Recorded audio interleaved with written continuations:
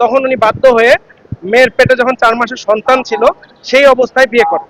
দরজা আটকে আমাকে প্রচন্ড পরিমাণে বাজে বাজে মারধর করে। 2406 এর মামলা, অর্থাৎ টাকা পয়সা লেনদেন আত্মসাৎ করার টাকা আত্মসাতের মামলা, সেই জন্য টাকা বিষয়ে আপোষটা মূলত ছিল। কিন্তু নোবেল বলছিল যে সে বিয়ে করবে, বিয়ে করে যেহেতু প্রেমেরও একটা সম্পর্ক ছিল এটা আপোষ মীমাংসা করে ফেলবে। কিন্তু আজকে উনি এসে বলতেছেন যে ওনার ওয়াইফ আছে এবং 4 মাসের বাচ্চা আছে, সেই কারণে তার পক্ষে বিয়ে করা সম্ভব না, অর্থাৎ ওই দিনের বক্তব্য থেকে উনি সরে গেছেন।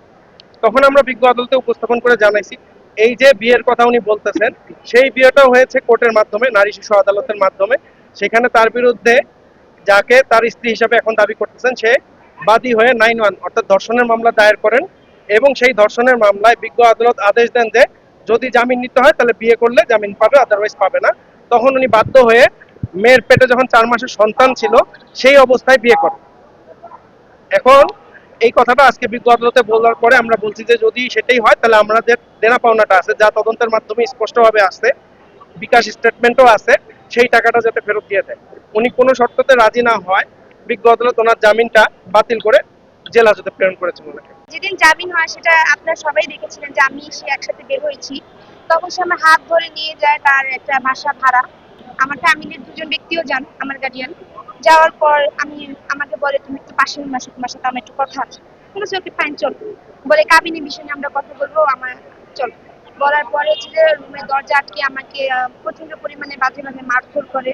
মানে আসলে সেটা বলার বাইরে। এমন ভাবে মারে আমি অচেতন হয়ে যাই, আমার সেন্সলেস চলে আসে, আমি জ্ঞান হারিয়ে ফেলি। আমার কাছে ওই ভিডিওগুলোও আছে এবং পিকচারগুলো আছে যে আমাকে মারধর করেছে, ইভেন আমার যে অবস্থাটা খারাপ করেছে। তারপরে হচ্ছে যে নোবেল দেখলো যখন আমার অবস্থা খুবই খারাপ, মানে মারার পর মানুষের যেরকম অবস্থা হবে ওইরকম। তারপর নোবেল এবং নোবেলের মামাতো ভাই তার সাথে নোবেলের একজন অ্যাসিস্ট্যান্ট থাকে, ও তিনজন মিলে আমাকে হচ্ছে যে মেডিকেলে নিয়ে যায়। ওদের বাড়ির আশেপাশে একটা মেডিকেলে নিয়ে যায়, মেডিকেলে নিয়ে আমাকে হচ্ছে সেখানে রেখে তারপর হচ্ছে যে নোবেল চলে যায়। তারপর থেকে আমি নোবেলের সাথে আর যোগাযোগ করি না। তারপর আমি কোর্টে আসি, আমার আইনজীবীর সাথে কথা বলি, বলার পর সেই প্রমাণগুলো দিয়ে আমি নোবেলের নামে একটি মামলা করি মারধরের বিষয়ে।